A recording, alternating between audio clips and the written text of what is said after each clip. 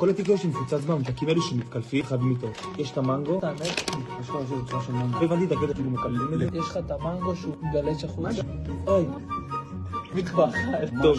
פשוט יש איזה ממש טעם של מנגו. שרתי אותו רק עם מקליט, אחרת לכינור, החוץ מוזר קצת. כמו החלק של הסטייק שאתה לועס אותו איזה 40 שנה. בול. שאתם חושבים גם אותו הדבר, לא רק אני. 7.5. ליצ'י. חולה ליצ'י. אליי.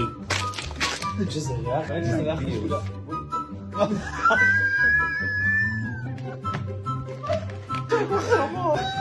ככה זה נראה. הנה שני החלקים. וואו, נדיר. הבפנים הכי טעים. בוסן. זה משוגע. רגע. חצי מתוך איזה איזי. טוב, אתה... אפרסק. איף. עכשיו פלוץ. ככה זה נראה. שיש בפנים, אבל זה שקוף. תסתכלו את זה. על הפנים. אוי. לא טעים בכלל. 3 מתוך 10. ביזיון. מה שלוש? מסכימים?